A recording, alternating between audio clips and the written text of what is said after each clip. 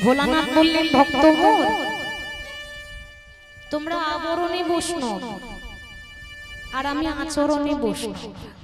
আমরা পড়েছি আবরণ, এটা আপনিও পড়তে পারেন, এটা সাজ। আর ভোলানাথ হচ্ছেন তিনি আচরণের শ্রেষ্ঠ বৈষ্ণব। তেমন একটা বিষয় ভোলানাথের চরণে আস্বাদ। আচ্ছা, আপনাদের মনে প্রশ্ন জাগে না মা, যিনি সৃষ্টি স্থিতি লয় প্রলয়ের মালিক, যিনি বিশ্ব ব্রহ্মাণ্ডের মাতা পিতা ভগবান শ্রীকৃষ্ণ। বাবা, ভগবানের তো কোনো কিছুর অভাব ছিল না, তিনি তো ভগবান, তিনি তো জগতের মালিক। তাহলে কি এমন প্রয়োজন পড়ল যে ভগবান হয়ে ধুলাতে গড়াগড়ি দিচ্ছে? একটাই প্রয়োজন, ভগবানের ঘরে সবই আছে মা, কিন্তু ভক্তির বড় অভাব। ভগবান বললেন ভক্তই আমার মাতা পিতা, ভক্তই আমার গুরু, ভক্ত রেখেছে নামে বাঞ্ছা কল্পতরু। ভক্তের ভগবান তিনি। আর ভক্তি দিয়ে কি করে ভগবান পাওয়া যায় তার প্রত্যক্ষ প্রমাণও আছে বাবা। তার প্রত্যক্ষ প্রমাণ হচ্ছে মহাভারতের গান্ধারী। আমরা সবাই জানি যে যার মুখে ভাই হরি কথা নাই তার মুখপানে তুমি চেয়েও না। যার কাছে গেলে ভুলে যাবে হরি, তার কাছে তুমি যেও না। তাহলে মহাভারতের গান্ধারী সে এমন ভক্ত যে সারা জীবন চোখে পটি মেলেছিল, তাই না? কেন?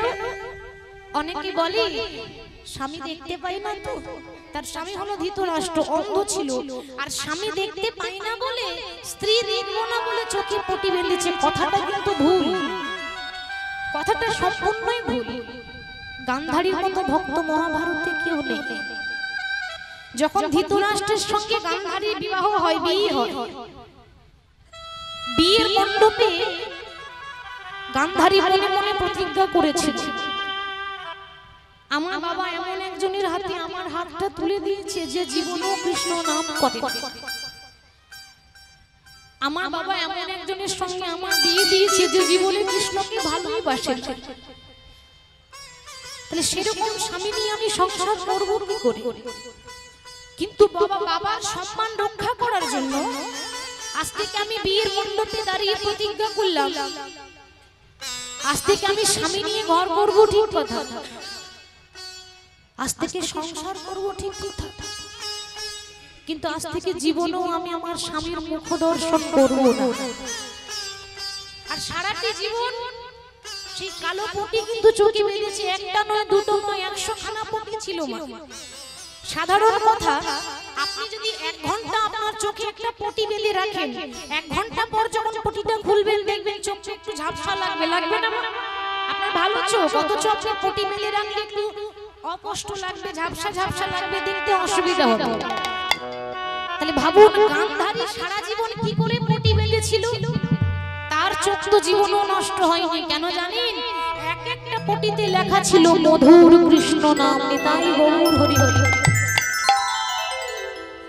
এবার সেই শতপুত্রের জননী গান্ধারী যখন জানতে পেলেন যে কুরুক্ষেত্রের মাটিতে আমার কোনো সন্তান বাঁচবে না, একটা একটা করে 99টা ছেলে মারা গেল। 99টা ছেলে যখন মারা গেল, বাকি রইল একজন, দুর্যোধন। গান্ধারী জানে আগামীকাল ভীমের সঙ্গে আমার দুর্যোধনের যুদ্ধ হবে, আর আমি জানি যে পক্ষে কৃষ্ণর তার কি কোনোদিন বিপদ হবে? আমি জানি আমার ছেলে বাঁচবে না, কারণ আমার ছেলে অধর্মের পক্ষে আছে। তবে আমিও তোর মা, সন্তান কুসন্তান হতে পারে, মা কোনোদিন কুমাতা হয় না। যেমন করি হোক আমার খোকা দুর্যোধনকে আমাকে বাঁচাতেই হবে। গান্ধারী দুর্যোধনকে ডেকে বলে উঠল, দুর্যোধন বলো মা, আমার একটা কথা রাখবি বাবা? বলো কি কথা রাখতে হবে? আজকে রাত্রি 12টার সময় তুই আমার কাছে নগ্ন হয়ে উলঙ্গ হয়ে এসে দাঁড়াবি। মা, কি বলছো তুমি? আমি বাচ্চা ছেলে নই, আমি বড় হয়েছি। আর একটা যুবক ছেলে কোনোদিন মায়ের কাছে উলঙ্গ হয়ে দাঁড়াতে পারে না। খোকা, তুই আমাকে ভুল বুঝিস না, আমি তোকে দেখবো বলে ডাকিনি রে।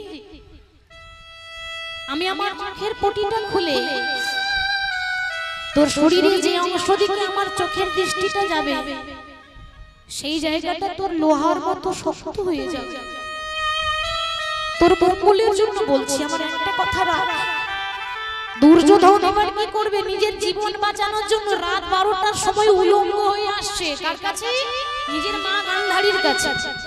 আর যখন রাত 12টার সময় উলঙ্গ হয়ে আসছে, বাবা যে পথে দুর্যোধন আসছে সেই পথেই দাঁড়িয়েছিল ব্রজের বাবা কৃষ্ণ।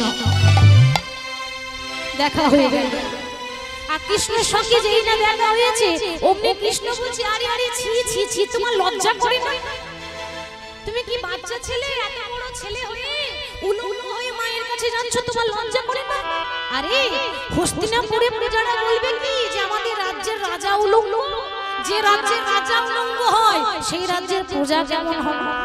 শোনো, মা বলেছে ঠিক কথা, তোমারও তো একটু লজ্জা বলে কিছু আছে নাকি? তা কিছুটা জড়িয়ে নিতে পারো না? দুর্যোধন ভাবছে কথাটা তো ঠিকই বলেছে, খারাপ তো বলেনি। আমি এত বড় ছেলে উলঙ্গ হয়ে কি করে যাই? সঙ্গে সঙ্গে কৃষ্ণের কথা মতো, ভগবানের কথা মতো কি করেছে? একটা কলা পাতা জড়িয়ে নিয়েছে।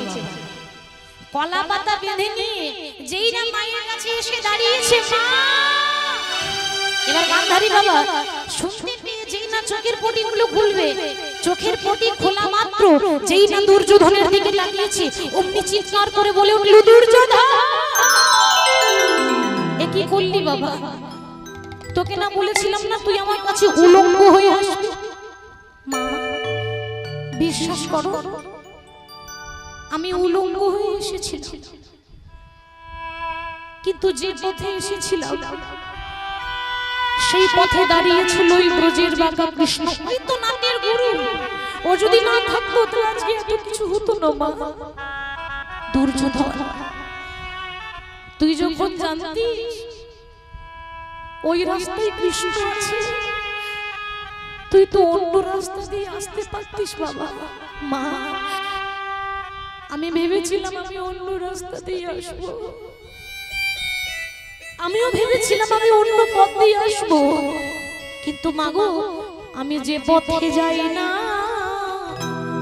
শুধু কৃষ্ণ দেখি, নিতাই পথে যাই না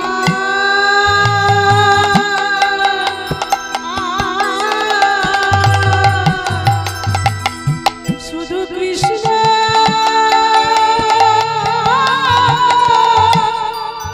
কৃষ্ণ দেখি।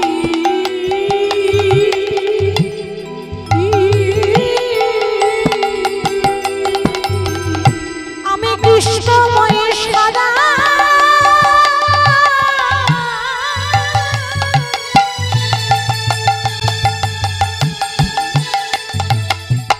আমি কৃষ্ণময় সাদা জগতে দেখি, আমি যে পথে যাই শুধু কৃষ্ণ দেখি, আমি কৃষ্ণময় সাদা, কৃষ্ণময় সাদা সারা জগতে দেখি,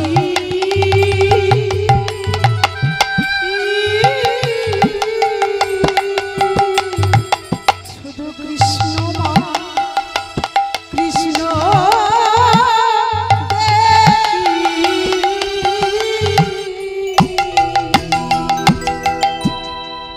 যে পথে যাই শুধু কৃষ্ণকে দেখতে পাই। এবার গান্ধারী যেদিকে যেদিকে তাকিয়েছে দুর্যোধনের সেই জায়গাটা লোহা হয়ে গেল, কিন্তু বাবা এই যে কলা পাতা পড়েছে এই জায়গাটা কিন্তু লোহা হলো না, বাকি সারা শরীরটা লোহা হয়ে গেছে, এই জায়গাটা বাদ পড়ে গেল। পরের দিন যখন ভীম গদা নিয়ে দুর্যোধনকে মারতে যাচ্ছে, এত আঘাত করছে দুর্যোধন কিন্তু মরছে না। আর যেই না দুর্যোধন মরছে না অমনি ভগবান তো কিছু বলে না, যা করে ইশারা, চোখে চোখে ইশারা করে বলে দিল, ভীম ওর যেখানে সেখানে মারলে মরবে না, ওর এই জায়গায় মারো, তবে কিন্তু ওর মৃত্যু আছে।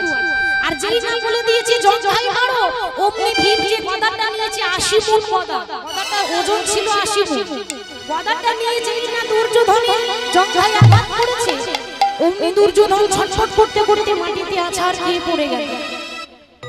মাটিতে ছটফট করতে করতে বলছে, ওরে কৃষ্ণ রে, আমি যদি তোকে ভালোবাসতাম তাহলে আমার এই দশা হতো না, আমি যদি ভগবানকে ভালোবাসতে পারতাম তাহলে আমার এই দশা হতো না, আর তো আমি বাঁচবো না, আমার মৃত্যু চলে এলো। কিন্তু যাওয়ার আগে তোর কাছে একটা নিবেদন করতে চাই। কি জানিস? তুই হলি জগতের কান্ডারি, যে জড়া অন্ত প্রত্যেকটা মানুষকে হাতে ধরে পার করে দেয়। প্রত্যেকটা মানুষ ইহলোক থেকে যখন পরলোকে যায়, মাঝখানে একটা নদী পার করতে হয় বাবা, হলো বৈতরণী নদী, তাই না? আমাদেরকে পার করতে হয়। তা আমি যখন নদীটা পার হয়ে যাব, যদি পার হয়ে যেতে না পারি, তুই তো সেই নাবিক, জামাই হাতে ধরে পার করে দিবি। তোর কাছে আমার একটাই নিবেদন, আমার হাতে ধরে যেন পার করে দিস আমার জীবনী নদী নাইয়া রে,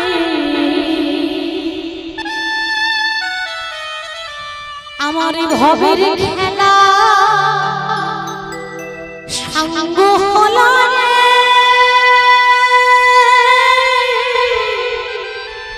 সেদিন দিও পার করি আরে আমার জীবনে নদীর নাইয়া, আমার জীবনে নদী নাইয়া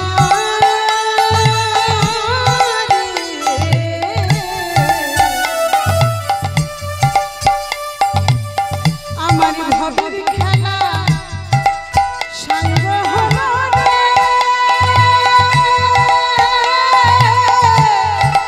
দিও পার করিয়া আমার জীবন আমার জীবনে নদী নাইয়া রে, আমার ভবের খেলা সাঙ্গ হলো রে,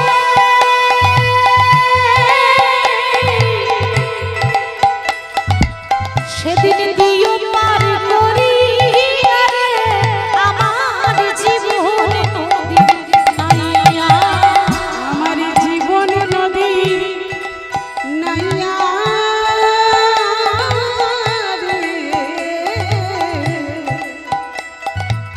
আমার ভবের খেলা সাঙ্গ হলো রে, দিও পার করিয়া আমার জীবন এই জগতে যদি আসল বন্ধু বলে কেউ আছে, একজনই আছে, বিপদ ভঞ্জন মধুসূদন। বন্ধু রে,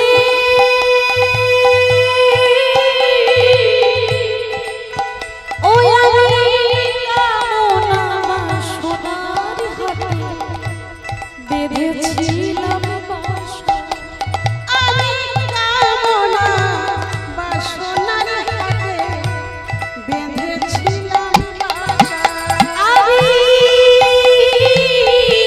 কামনা বাসনার হাতে বেঁধেছিলাম বাসা, আমি কামনা বাসনাতে বেঁধেছিলাম বাসা।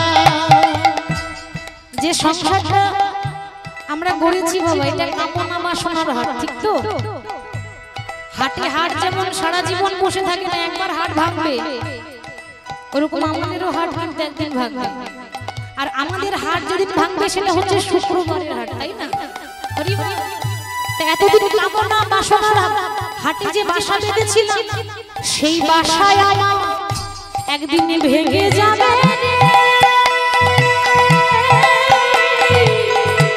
দিও পার করিয়া রে আমার জীবন নাইয়া, আমার জীবন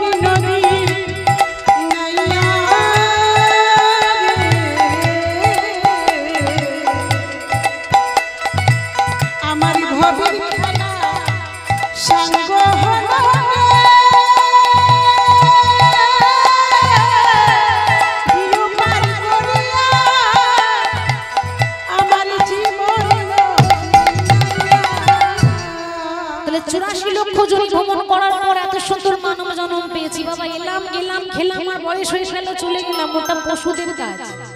আমরা মানব, আমরা উত্তম জন্ম পেয়েছি। কোন শাস্ত্রে বলেনি যে পশুকুল উত্তম কুল, বলেছে কি? সবাই বলে মানব জন্ম হচ্ছে উত্তম কুল। তাহলে এত সুন্দর মানব জন্ম পেয়ে যদি কৃষ্ণ নাম না করি তাহলে আসা যাওয়া সার হয়ে যাবে, লাভ কিছু হবে মা? হবে না।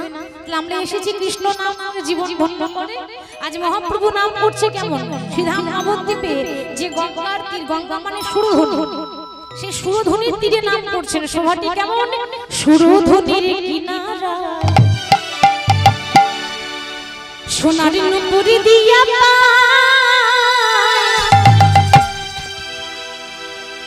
এখনো পর্যন্ত কেউ উলুধ্বনি দিল না।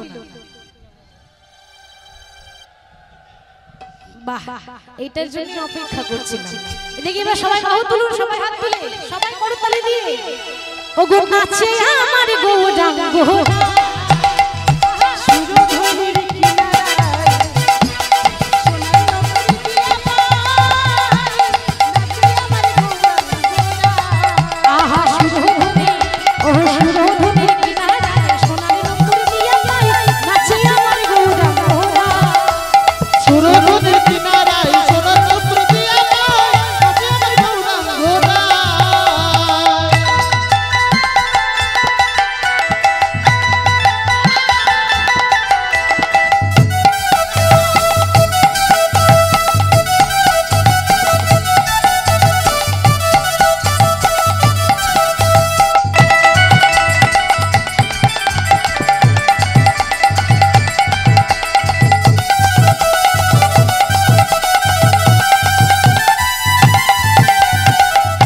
আস্তে আস্তে সামনে সবাই করতালি দিয়েছে, পেছনে মায়েরা দেয়। কি গো মায়েরা, দেখি একটু হাত তুলুন তো দেখি। যার হাত আছে তুলুন, যার নেই তোলার দরকার নেই। হাত আছে দেখি, সবাই বাহু তুলে। আস্তে আস্তে, কলিযুগ তো, আর কলিযুগের করতালি গুলো হয়ে গেছে প্লাস্টিকের করতালি, সাউন্ড হয় না। ঠিক বলছি তো? এমন ভাবে হাতে তালি দেবেন যে আশেপাশে গ্রামের মানুষজন শুনতে পায় যেখানে কীর্তন হচ্ছে। দেখি সবাই বাহু তুলে একটু জোরে জোরে আমার সঙ্গে।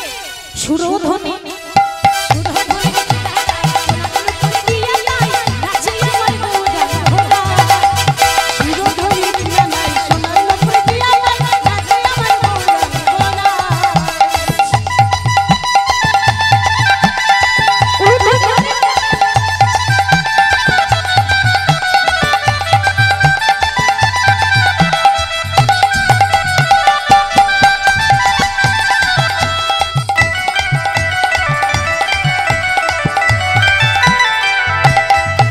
আমার ভক্তগণ সঙ্গে করি মুখে বলে হরি হরি, ভক্তগণ সঙ্গে করি মুখে বলে হরি হরি। ভক্তগণ সঙ্গে করি মুখে বলে হরি হরি। ভক্তগণ সঙ্গে করে মুখে বলে হরি হরি। আর নয়নে প্রভু ধীরে ধীরে যায়, আর নয়নে প্রভু ফিরে ফিরে যায়, আর নয়নে প্রভু ধীরে ধীরে যায়। আর নয়নে প্রভু ফিরে ফিরে যায়। সুরধুনির কিনারায় সোনার নুপুর দিয়া পাই, নাচে আমার গৌরাঙ্গ। আজি সুরধুনির কিনারায় সোনার নগরী দিয়া পায়, নাচে আমার গৌরাঙ্গ।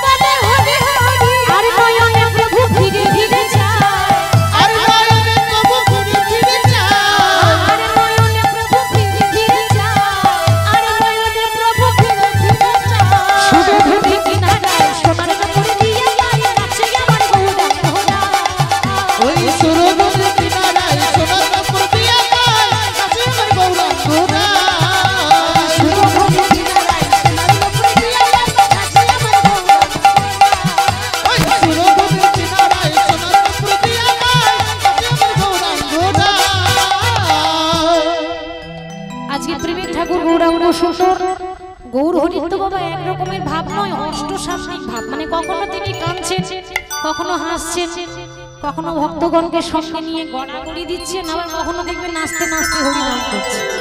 8 রকমের ভাব মহাপ্রভুর মধ্যে ছিল, এখনই হাসি এখনই কান্না। তো হঠাৎ গৌর হরি নাম করতে করতে নদিয়াতে সামনেই কিন্তু একটা তমাল গাছ আছে।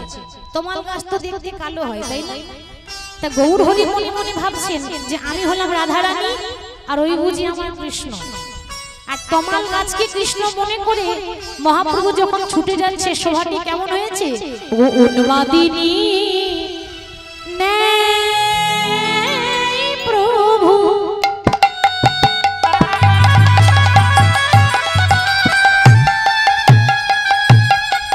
প্রভু ছুটে ছুটে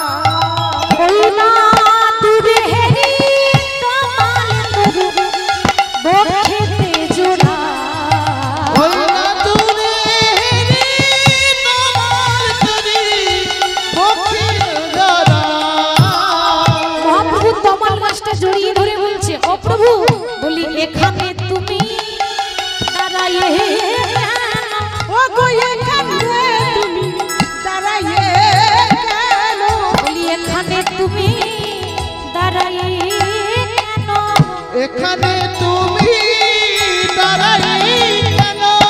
বলি একবারই আমার সঙ্গে কথা বলো, এখানে তুমি দাঁড়াই কেন? আমার সঙ্গে একবার কথা বলো, বলি বলো বলো একবার কথা বলো, বলো এখানে তুমি দাঁড়াই কেন? বলো বলো কথা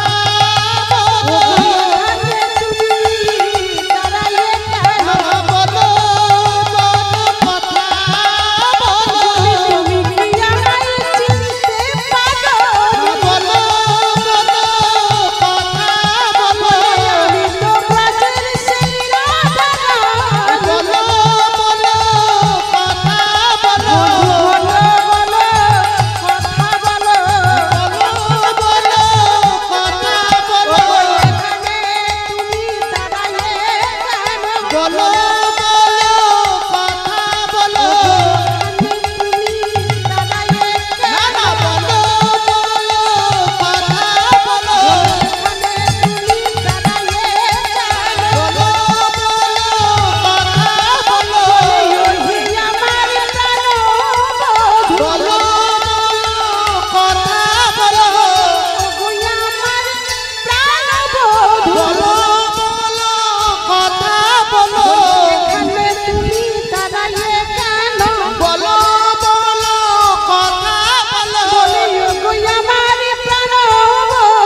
বলো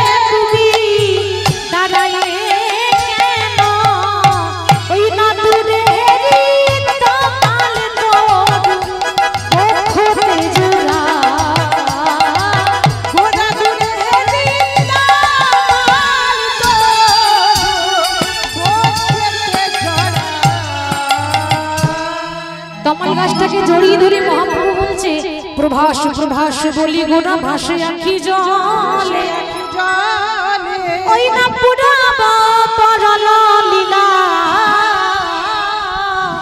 বাসু ঘোষ বলে ওগো পুরব পরল লীলা বাসু ঘোষ বলে। হরি বল গৌর হরি ভাব দর্শন করলাম। এবার আমরা বিষয়ে চলে যাব। প্রথমেই বলি ভগবানের কথা সারা জীবন বললে শেষ হয় না, সারা দিন সারা রাত বললে শেষ হয় না, তাহলে 2-3 ঘন্টায় কেন ভগবানের কথা শেষ হবে? আমরা সময়ের সীমিত লীলাটা বিশ্রাম দিই, লীলা শেষ হবে না। শুধু সময়টাকে দেখে আমাদের লীলা বিশ্রাম দিতে হয়। তো বৃন্দাবন যাব, আমার সঙ্গে কে কে বৃন্দাবন যাবেন একটু হাত তুলে দেখান দেখি। বাহ, বাবারা সব হাত তুলে দিয়েছে। আর ওই পেছনে মাইরা আপনারা যাবেন না? যাবেন, দেখি হাত তুলতে হবে তো। কে কে যাবেন আমি জানবো কি করে? আচ্ছা, বৃন্দাবন যেতে গেলে কার নাম গাইতে হয় বাবা? আর একটু জোরে বলতে হবে তো, আমি আবার একটা কানে কম শুনতে পাই। রাধে রাধে, ঠিক তো? তাহলে একটু জয়ধ্বনি করে দিই, বলি রাধা রাধে কি। আর একটু জোরে হবে না? হবে। রাধা রাধে কি, বৃন্দাবন ধাম কি, বাঁকে বিহারী লাল কি, সকল ভক্ত বৃন্দ কি, হরিবাসর কমিটি কি, রাধা রাধে কি। চলুন রাধার নাম করতে করতে বৃন্দাবন চলে যাব। যারা চলে কি বৃন্দাবন দেখো, সবাই কিন্তু হাত তুলে করতালি দিয়ে। যারা চলে কি বৃন্দাবন দেখো, शंबंशी बजाते मिलेंगे। जरा चल के वृंदावन देखो, शंबंशी बजाते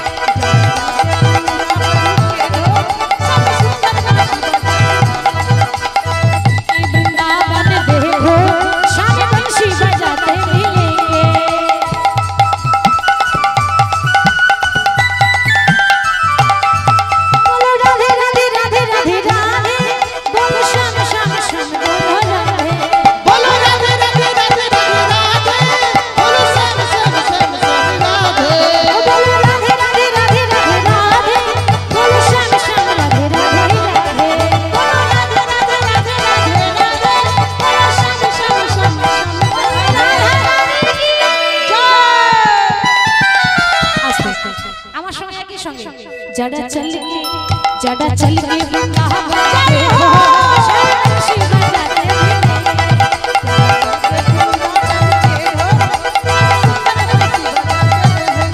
जड़ा चल के वृंदावन देखो श्याम बंसी बजाते मिलेंगे श्याम बंसी बजाते मिलेंगे श्याम बंसी बजाते ओ श्याम बंसी बजाते मिलेंगे श्याम बंसी बजाते रहेंगे ओ श्याम बंसी बजाते मिलेंगे। राधा नाम করতে করতে একটা ছোট্ট ভজনের মাধ্যমে বিষয় এলাম, বৃন্দাবনে এলাম বলবো না, বৃন্দাবনেই আছে, ঠিক তো বাবা, বৃন্দাবনেই আছে। আমরা বলি বৃন্দাবন, তাহলে ইউপি উত্তরপ্রদেশে বৃন্দাবন বলছে না, শাস্ত্রে বলছে যে 5টা জায়গাকে বৃন্দাবন বলে, 5টা জায়গায়। কোন কোন জায়গায় বলছে? যত্র তুলসী কাননম, যেখানে তুলসীর মঞ্চ থাকে, তুলসীর বৃক্ষ থাকে, সেটাকে বলে বৃন্দাবন। 2 নাম্বার, যেখানে হয় ভাগবত গীতা আদি স্থাপনা, সেটাকে বলে মধুময় সুধাম বৃন্দাবন, যেখানে গীতা রাখা হয় সেটা হলো বৃন্দাবন। 3 নাম্বার, যেখানে হয় আপনাদের মতো বৈষ্ণব ভক্তের আগমন, এই জায়গাটার কি নাম গো? রানীশ্বর। ঠিক করে বলছেন তো? ঠিক বলছেন তো মা? ওই নামটা এখন বাদ দিয়ে দেন। এখন এই জায়গাটা রানীশ্বর নয়, এটা হচ্ছে বৃন্দাবন, তাই না? যেখানে হয় আপনাদের মতো ভক্তের আগমন সেটা বৃন্দাবন, যেখানে হয় নাম সংকীর্তন সেটা বৃন্দাবন, আর যেখানে হয়েছিল লীলা প্রেম নিকেতন সেটা হলো মধুর মধুর বৃন্দাবনের ধাম।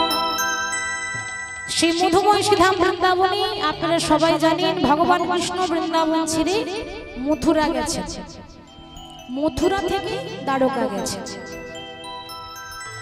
আজকে এত সুন্দর শুভ দিনে এই যে এত এত ভক্তের ভিড়, এত এত ভক্তের সমাগম, সবাই যাচ্ছে ভোলানাথের মাথায় জল ঢালতে, তাই না? এত সুন্দর স্লোগান দিয়ে আমরা যে শিবের মাথায় জল ঢালতে যাই, এত সুন্দর শোভা, এত সুন্দর ভক্তরা লাইন দিয়ে যাচ্ছে। এখন ছোট্ট করে জেনে নেব যে শিবের মাথায় ভক্তরা জল ঢালে কেন, শিবের মাথায় জল ঢাললে কি হয়, আর কেনই বা সবাই শিবের মাথায় জল ঢালে?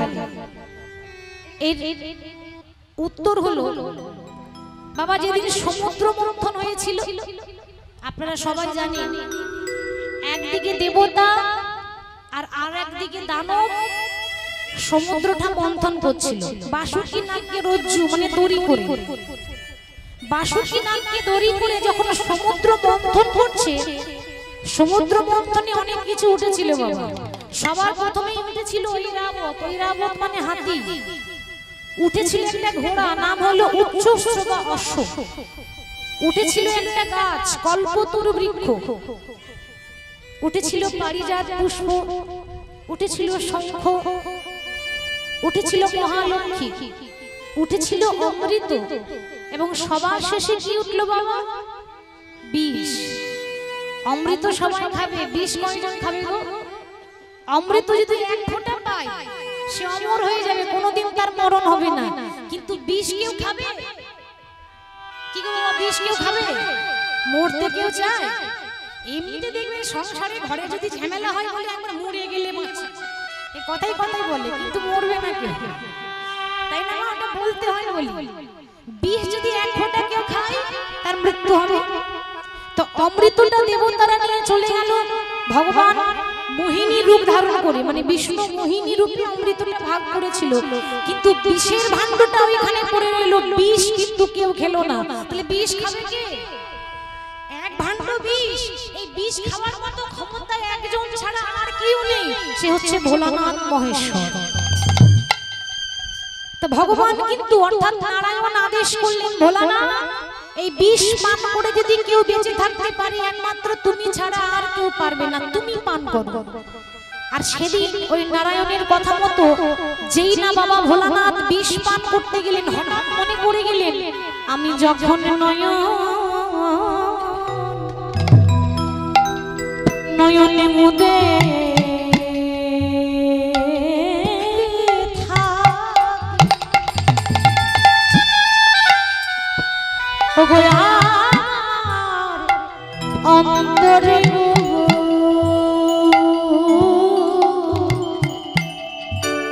গোবিন্দ দেখি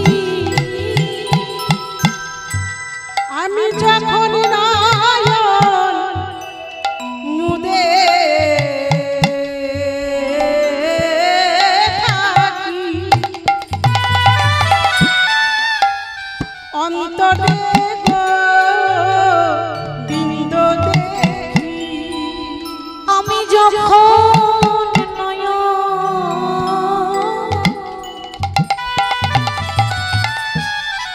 নয়নে মোদে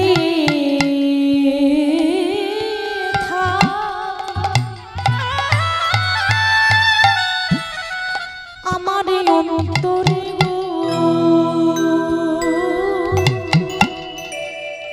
বিন্দু দেখি পার্বতী গো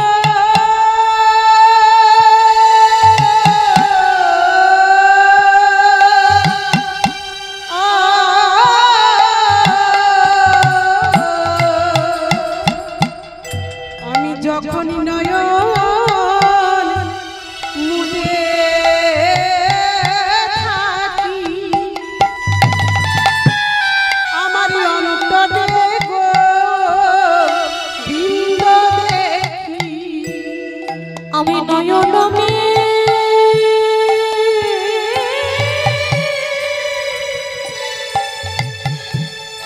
আমি নয়ন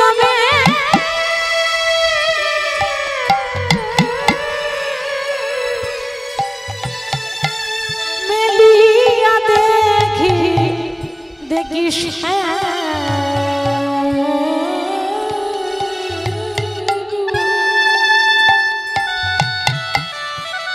আমি নয়ন মেলিয়া দেখিস আমি নয়ন নয়ন মেলিয়া দেখি স্বামী গো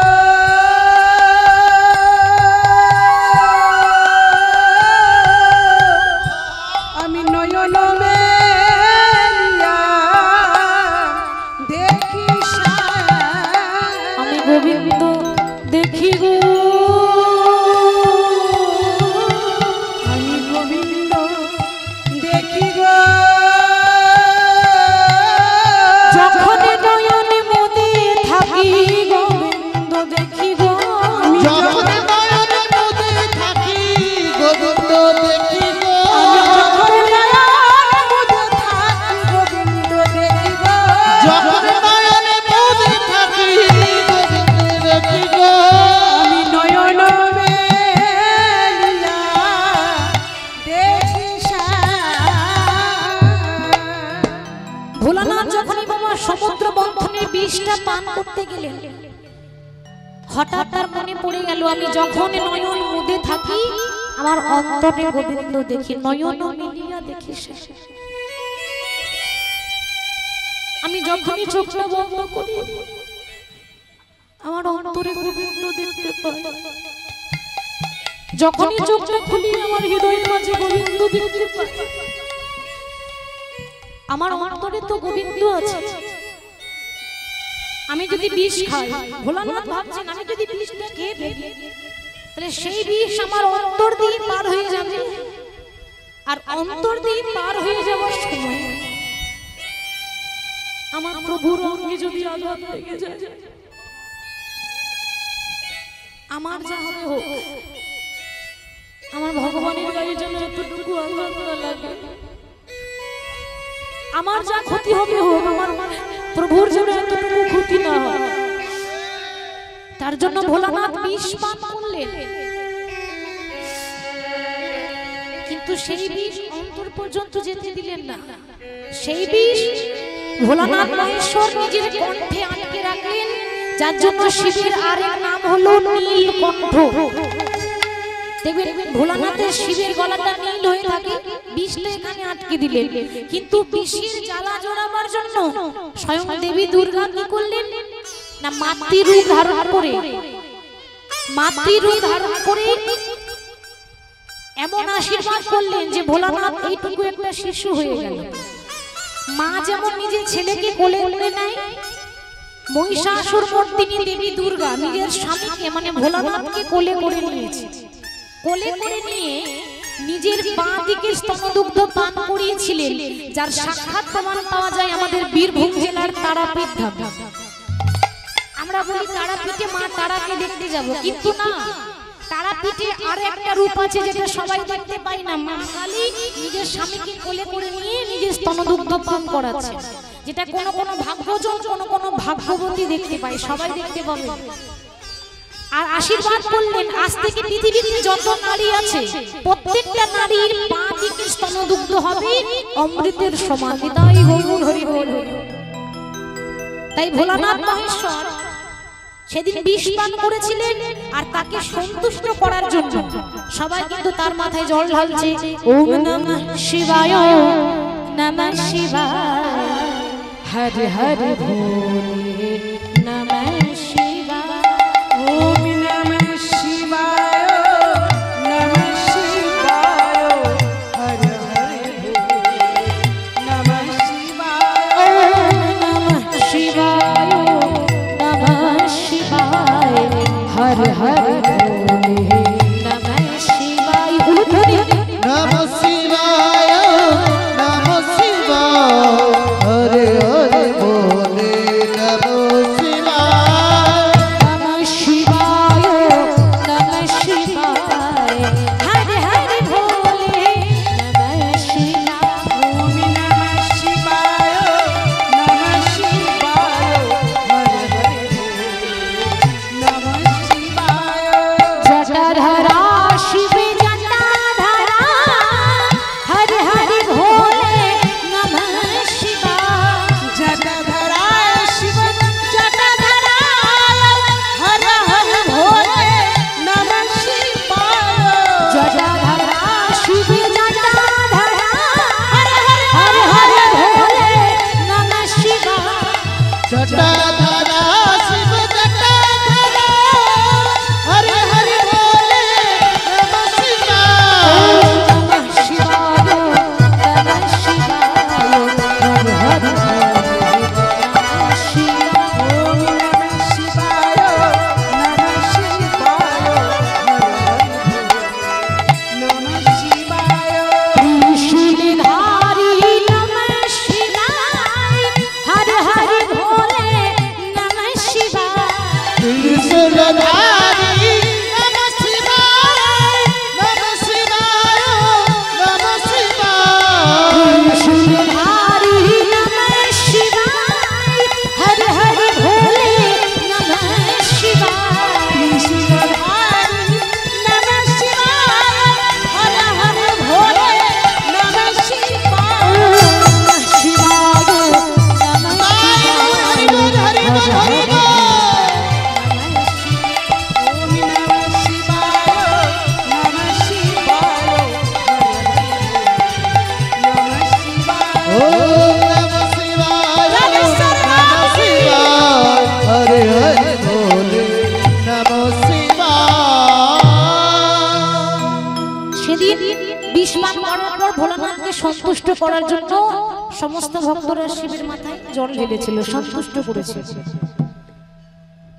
আজকে ভগবান শ্রীকৃষ্ণ বৃন্দাবন ছেড়ে মথুরা চলে গিয়েছেন, মথুরা থেকে দ্বারকা গেছেন। কতদিন আগে? 100 বছর হয়ে গেল।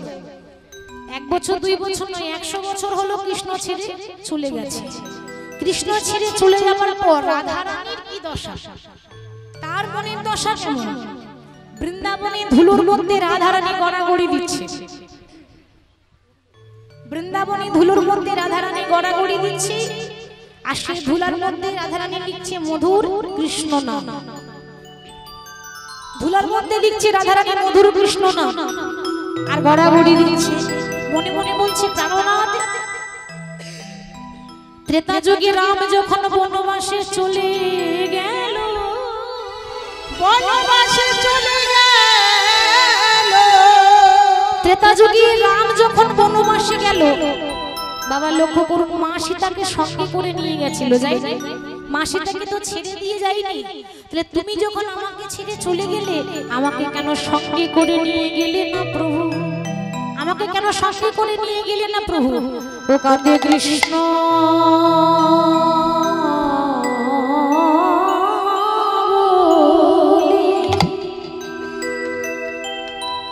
কৃষ্ণ বলে কাঁদেছি,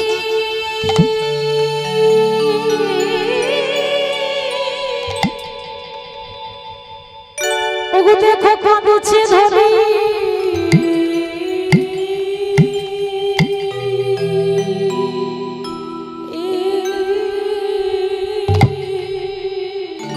আজি কৃষ্ণ বলে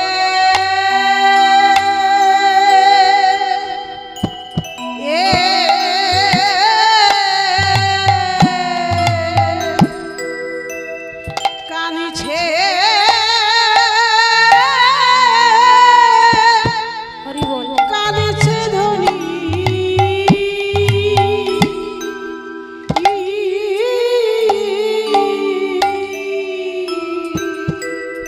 কাঁদে কৃষ্ণ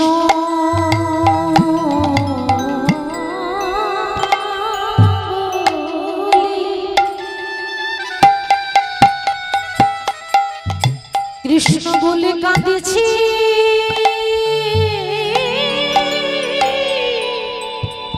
দেখো কাঁদেছে ধরে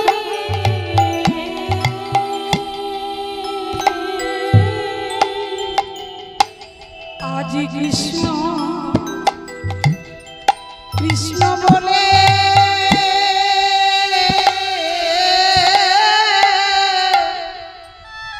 কাঁদিছে কাঁদিছে ধনী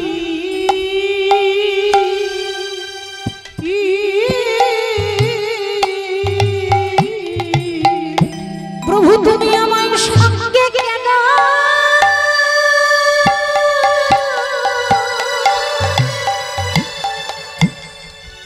আমায় সঙ্গে কেন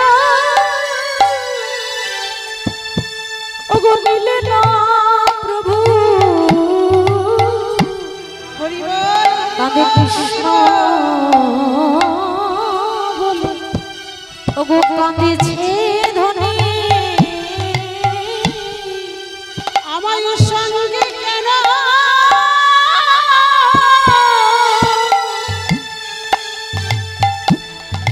আমার সঙ্গে কেন নিলে না প্রভু? ও আছে কৃষ্ণ কৃষ্ণ বলি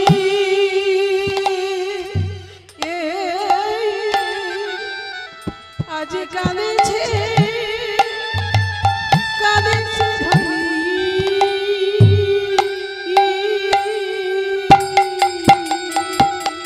ওগো প্রভু আমিও তোমার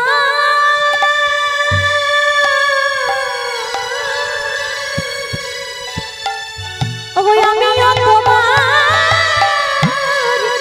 তোমার সঙ্গে যেতাম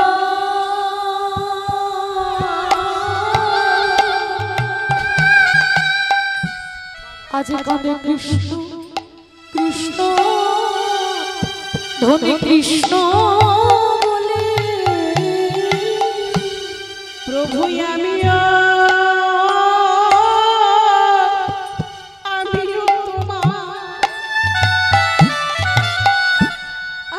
তোমারই সঙ্গে যেতাম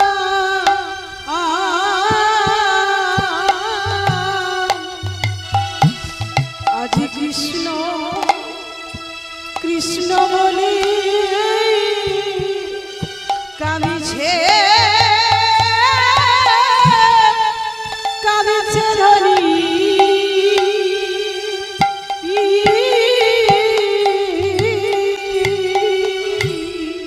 ললিতা তখন বলছে, রাধে তুই যে ধুলোর উপরে কৃষ্ণ মূর্তিটা আঁকছিস, রাধারানীর যা দশা বলতে পারেন আস্তে বলতে পারেন শেষ দশা।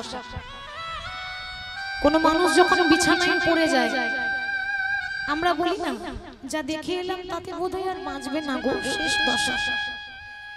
তো রাধারানী ধুলোর মধ্যে কৃষ্ণর মূর্তি আছে, ললিতা বলছে রাধে তুই যখন আঁকা শিখেছিলিস তখন গুরু ধরে আঁকা শিখিসনি কেন সখী? ওরে কোন মূর্তি আঁকতে গেলে হয় চরণ থেকে আঁকতে হয় না হলে বদন থেকে আঁকতে হয়। আর তুই চরণ থেকে আঁকলি না, তুই বদন থেকে আঁকলি না, তুই কি আঁকছিস? রাধারানী চরণ থেকে আঁকছে না। একটা ছবি আঁকতে গেলে হয় মুখ থেকে শুরু করতে হবে নাহলে চরণ থেকে শুরু করতে হবে। রাধারানী বদনও আঁকলেন না, চরণও আঁকলেন না, কি আগে আঁকছেন? ধনী আমার ও কো আঁকি আগে কোটি ধনী পরাইল ধুতি কত যতনে প্যারি কত যতনে প্যারি রাধারানী আমার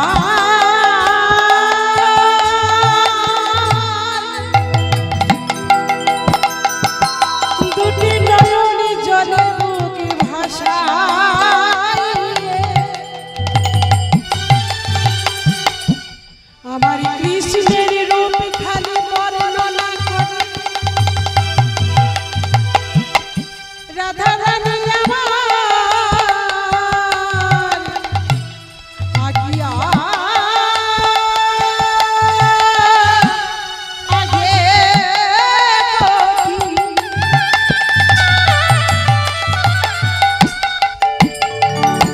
তাহে পরাইল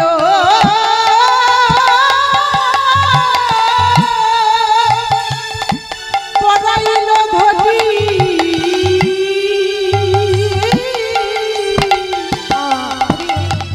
কত যতনে প্যারি ধনী আমার যতন করে পড়াইয়ে দিল যতন করে পড়াইয়ে দিল যতন করে পরাইয়ে দিল বলি শ্যামনগরে কোটিতে ধুতি যতন করে পড়াইয়ে দিল আমার শ্যামনগরে কোটিতে ধনী কৃষ্ণ কৃষ্ণ কৃষ্ণ দুটি নয়ন জলে মুখে ভাষাইয়ে কৃষ্ণ কৃষ্ণ কৃষ্ণ রায় ধরে অনুরাগে ফুটে ফুটে ধনী কৃষ্ণ কৃষ্ণ কৃষ্ণ রায় বলে ধরে অনুরাগে ফুটে ফুটে কৃষ্ণ কৃষ্ণ কৃষ্ণ বলে যতন করে পরাইছে কৃষ্ণ কৃষ্ণ কৃষ্ণ বলে বুঝঙ্গি লাগা লাগিতে বলে কৃষ্ণ কৃষ্ণ কৃষ্ণ বলে বুঝঙ্গি লাগা লাগিতে কৃষ্ণ বলে কৃষ্ণ কৃষ্ণ বলে যতন করে পরাইছে কৃষ্ণ কৃষ্ণ কৃষ্ণ বলে নয়ন জলে মুখে ভাসিয়ে কৃষ্ণ কৃষ্ণ কৃষ্ণ বলে নয়ন জলে মুখে ভাসিয়ে কৃষ্ণ কৃষ্ণ কৃষ্ণ বলে নয়ন জলে মুখে ভাসায়ে রাই ধনী যতন করে পড়াইয়ে দিল কত যতনে ওরি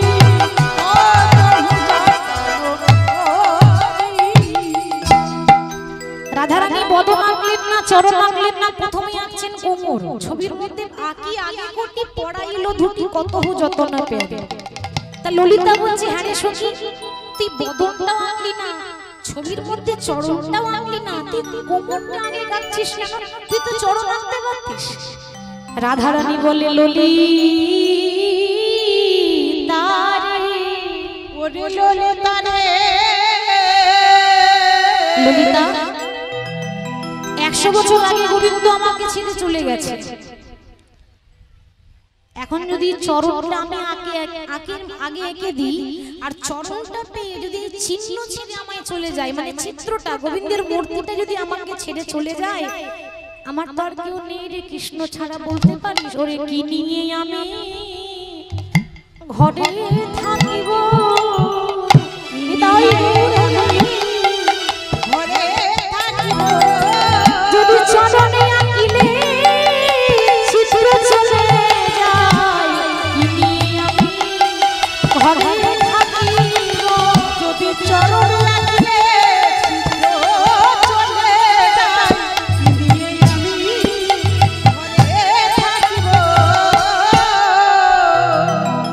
এবার কোমর আঁকার পর ঠিক কোমরের ওপরে গোবিন্দের নাভি, প্রত্যেকটা মানুষের তো নাভি কোমর থাকে, তো গোবিন্দের নাভিটা রাধারানী চিত্রপটে আঁকছে কেমন ভাবে, ওগো নাভি সরোবর তাহার উপর যত যতনে প্যারি। নাভি সরোবর তাহার উপর ও আজি নাভি সরোবর তাহার উপর কত যতনে প্যারি। ও নাভি সরোবর তাহার উপর কত সুন্দর করে নাভি সরোবর করে গোবিন্দের ধুতিটা পরিয়ে দিল। আর গোবিন্দের কোমরটা দেখতে কেমন, আসতে কোমরটা দেখতে কেমন মাগো, ভগবান শ্রীকৃষ্ণের রূপ বর্ণন যে লীলাটি আছে সেই লীলাতে বর্ণনা আছে গোবিন্দের কোমরটা দেখতে কেমন ছিল না, গোবিন্দের কোমরটা ছিল সরু আর বুকটা ছিল চওড়া। ললিতা বলছো ওই জন্য মনে হয় কদম গাছে হেলান দিয়ে দাঁড়িয়ে থাকে, ঠিক তো মা, কোমরটা সরু কোমরে বললেই তো ওই জন্য গাছে হেলান দিয়ে দাঁড়িয়ে থাকে। রাধারানী বলছেন আরে যারা সুপুরুষ হয় তাদের কোমরটা সরু হবে আর বুকটা চওড়া হবে। কৃষ্ণের শরীরের গঠন এরকম ছিল, কোমর সরু বুকটা একটু চওড়া, এত সুন্দর দেখতে। এবার কি আঁকছে দুটো হাত কেমন ভাবে, বাহু দুটি আঁকি তার ছলো ছলো আঁকি, বাহু দুটি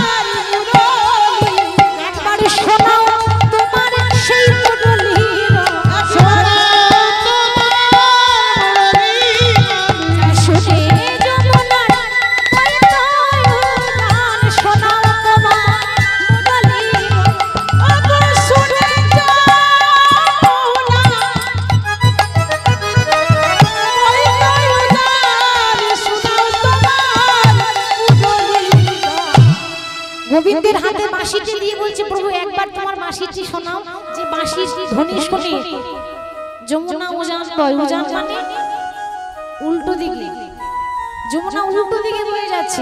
গোবিন্দের বাঁশি শুনে ব্রহ্মার ধ্যান ভাঙে, গোবিন্দের বাঁশি শুনে পাষাণ গলে যায়। গোবিন্দের বাঁশির এত মহিমা। আপনারা হয়তো বলবেন যে বাঁশি শুনে কি কখনো পাথর গলে? শুনেছেন বাঁশি শুনে পাথর গলে যায়? গোবিন্দের নামের এত মহিমা আছে বাবা, পাথর পর্যন্ত গলে জল হয়ে যায়, তার শাস্ত্র প্রমাণ বলি, তার সাক্ষাৎ প্রমাণ।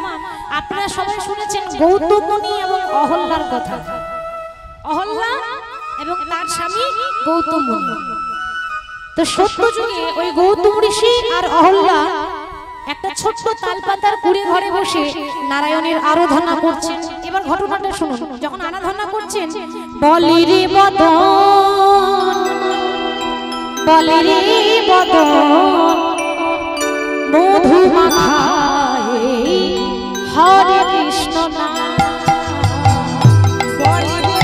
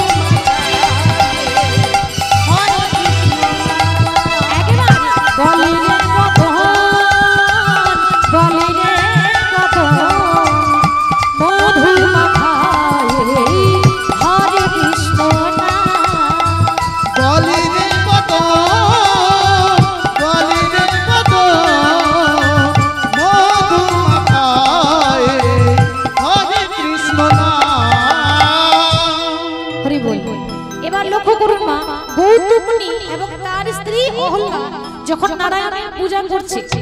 এই গৌতম মুনির এত এত শিষ্য ছিল, তার মধ্যে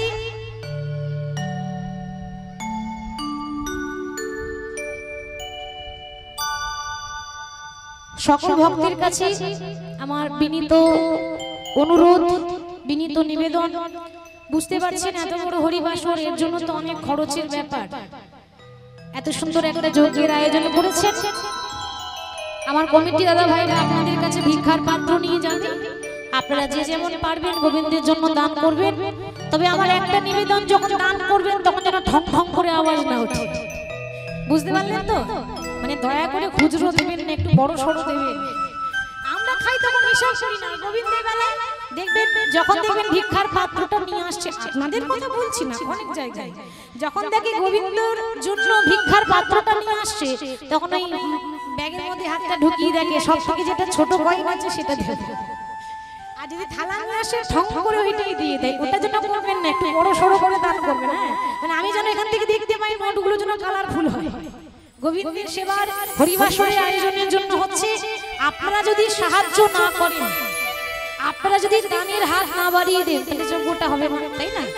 তাই সবাই চেষ্টা করবেন দান পুণ্য করা। বলি রাধা রানী কি জয়, বৃন্দাবন ধাম কি জয়, রানীশ্বর দিন কি জয়, রানীশ্বর ধাম কি জয়। হরি বল।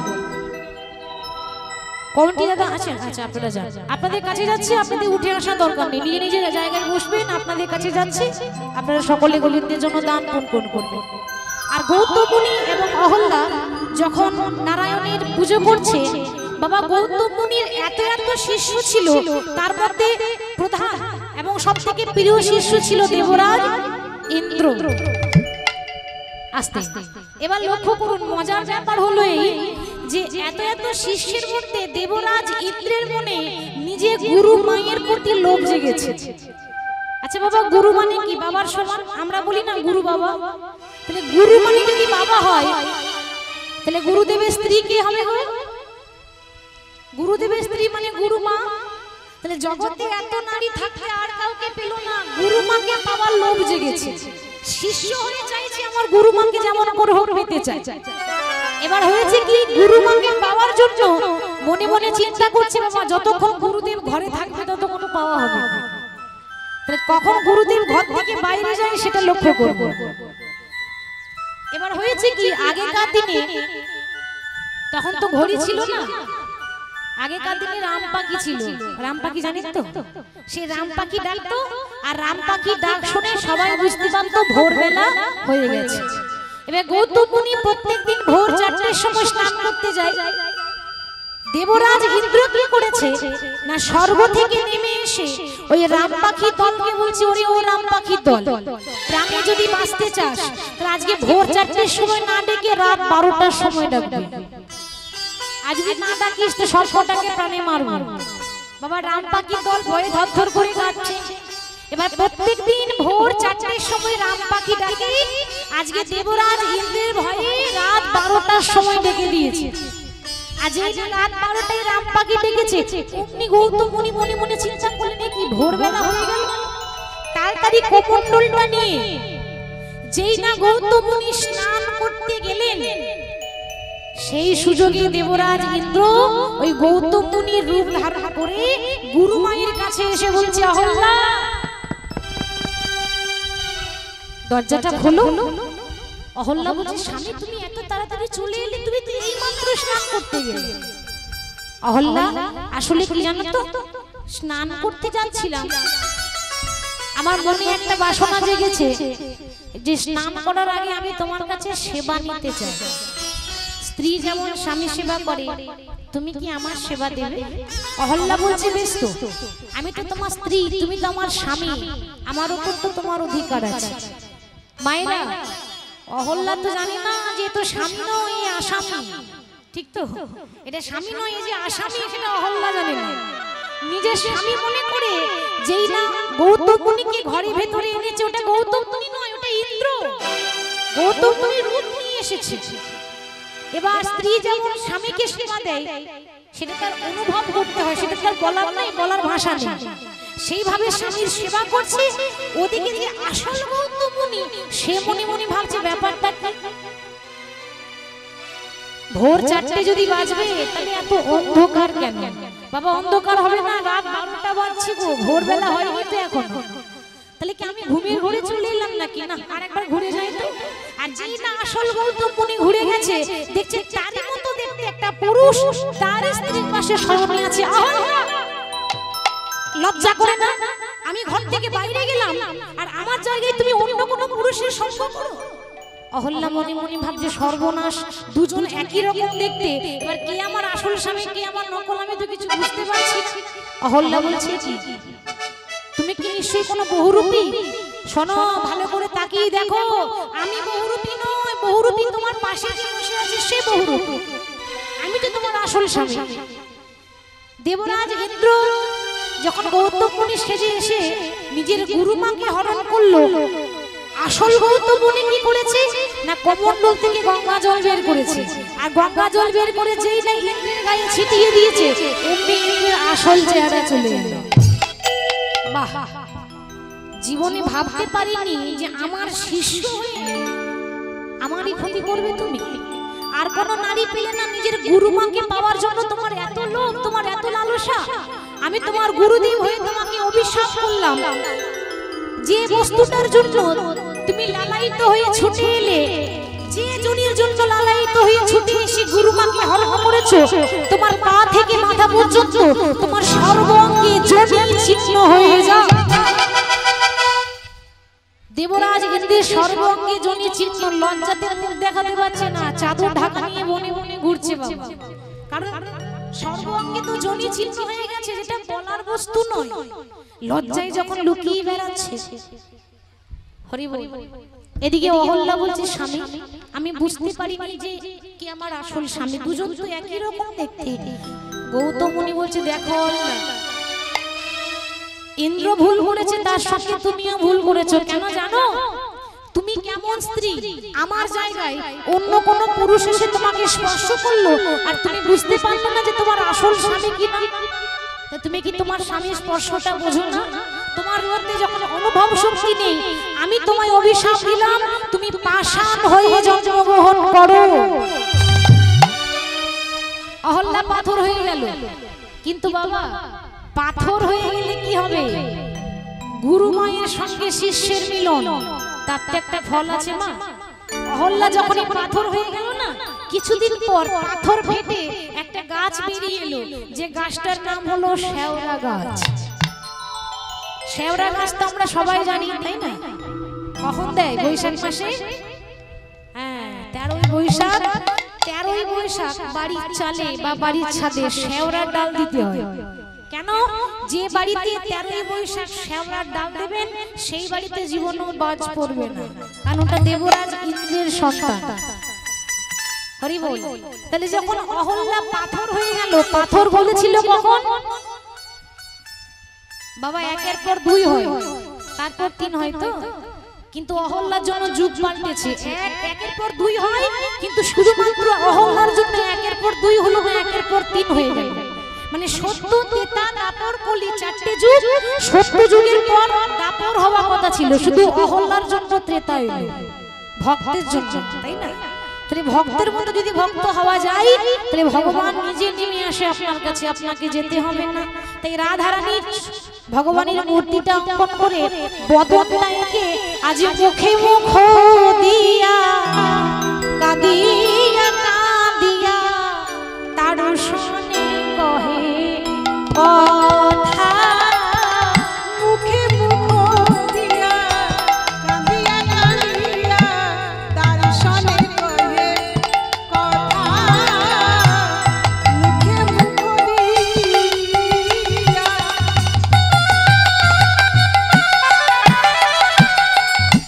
কাঁদিয়া